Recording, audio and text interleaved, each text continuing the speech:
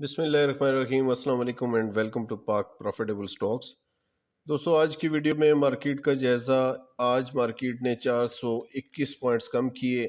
اس گراوٹ کی کیا وجہ رہی اور کل کیا یہ گراوٹ جاری رہ سکتی ہے؟ اس کے علاوہ کچھ کمپنیوں کے اناؤنسمنٹ کو ڈسکس کروں گا، تو میرے ساتھ رہیے گا۔ Pack Profitable Stocks is place to learn about best and profitable stocks of KSE or Pakistan Stock Exchange. If you want to earn handsome profit through Pakistan stock market, join us and subscribe the channel.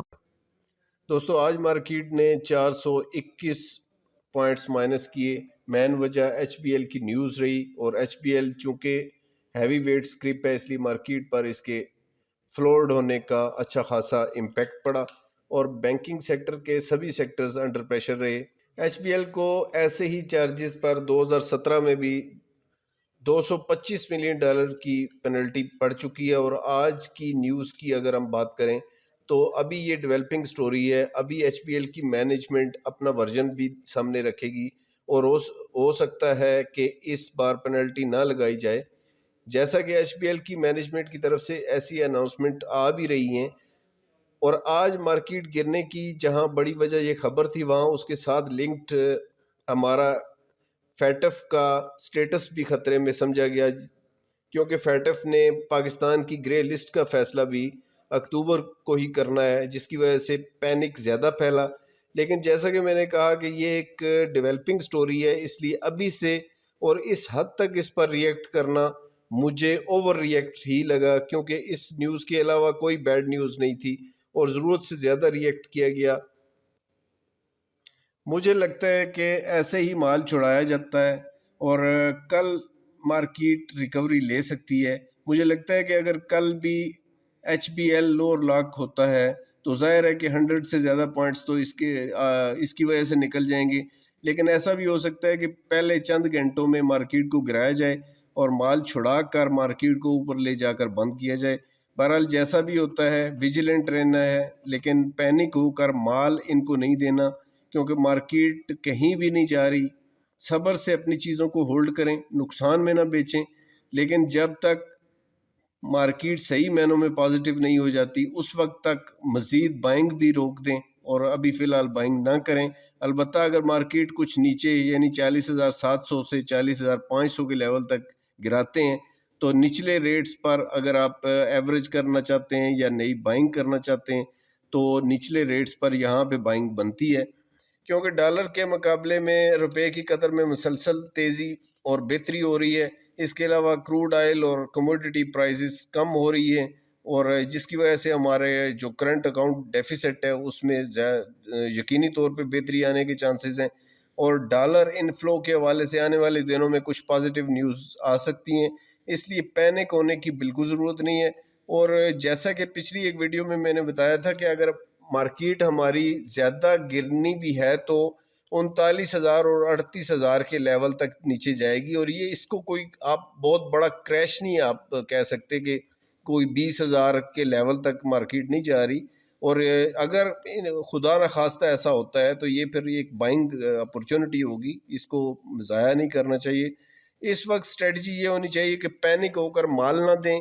Number 2، فی الحال جب تک market صحیح طور پر positive نہیں ہو جاتی buying سے گریز کریں، اور جہاں موقع ملے پرافٹ ٹیکنگ لازمی کریں تاکہ ڈپ پر بائنگ کر سکیں۔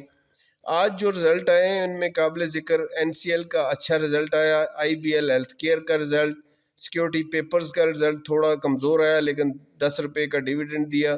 نشاط چنیا نے پچھلے سال کے مقابلے میں بہتر ای پی ایس کے ساتھ $4 ڈیویڈنڈ دیا، جو کہ $30 والے شیئر میں $4 کا ڈیویڈنڈ اچھا پے آؤٹ سمجھا جاتا ہے۔ سازگار نے پے آؤٹ تو کچھ نہ دیا، لیکن پچھلے سال $1.25 کے ای پی ایس کے مقابلے میں $1.95 کا ای پی ایس آیا، جو کہ اچھا ہے۔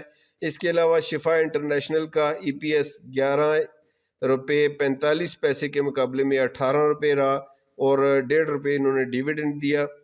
جبکہ فیصل اسپننگ ملز کا شاندار رزلٹ آیا اور $21 سے زیادہ ڈیویڈنڈ دیا، اور برجر نے $4 ڈیویڈنڈ دیا۔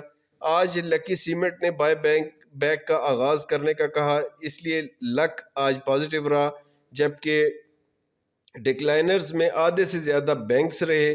مجھے لگتا ہے کہ ایچ بی ایل کو چھوڑ کر باقی سب بینکس کل یا پرسوں تک ریکور کر جائیں گے. تو فیپی لیپی کو اگر ہم دیکھیں تو انڈیویجولز $3.3 ملین کے ساتھ، کمپنیز $2.42 ملین کے ساتھ، بینکس $2.64 ملین کے ساتھ، اور ادر آرگنائزیشنز $1.18 ملین کے نیٹ بائرز رہے، جبکہ میوچل فنڈ 2.25، بروکرز 2.03 اور انشورنس 0.87 ملین کے ساتھ نیٹ سیلرز رہے. اب ہم دیکھتے ہیں کہ کس نے کیا بیچا اور کیا خریدا. تو انڈیویجولز کی سب سے زیادہ بائنگ $1.65 ملین ٹیکنالوجی میں رہی. تو آنے والے دنوں میں آپ ٹیکنالوجی کو اچھا دیکھ رہے ہیں، اور ٹیکنالوجی میں نیٹ سول، ایوین، آکٹوپس سسٹم بہتر کارکردگی دکھا سکتے ہیں. اس کے علاوہ $0.65 ملین کی انہوں نے بینکس میں خریداری کی، اور $0.34 ملین سیمنٹ خریدا، اور 0.23 اور 0.28 ملین ٹیکسٹائل اور پاور سیکٹر میں ان کی بائنگ تھی. تو کمپنیز نے ادر سیکٹر میں $1.55 ملین کی بائنگ کی، اور 0.82 کے بینکس انہوں نے خریدے. اور ادر سیکٹر میں بینکس نے بھی تگڑی بائنگ کی، $2.57 ملین کی. باقی تقریباً تمام سیکٹرز میں سیلنگ رہی ان کی. اور میوچل فنڈ نے فرٹیلائزر، بینکس، ٹیکسٹائل اور ادر سیکٹر میں سیلنگ کی. بروکر نے ادر سیکٹر کو بیچا اور کمپنیز اور بینکس نے خرید لیا. تو انشورنس نے صرف سیمنٹ خریدا، باقی ہر سیکٹر میں تقریباً ان کی سیلنگ ہی رہی. تو آنے والے دنوں میں ادر سیکٹر، جس میں آپ کا کیمیکل آ جاتا ہے، آٹوموبائل آ جاتا ہے، اس کے علاوہ ریفائنریز آ جاتی ہیں، انجینئرنگ سیکٹر آ جاتا ہے، تو یہ سیکٹرز قابل غور رہیں گے. تو بینکس اس کے علاوہ ٹیکنالوجی پازیٹیو رہ سکتے ہیں. تو آپ بھی ان سیکٹرز کو فوکس میں رکھیں. تو دوستو یہ تھی آج کی ویڈیو. تو ملتے ہیں کسی نئی ویڈیو میں، تب تک اللہ حافظ اینڈ تھینکس فار واچنگ.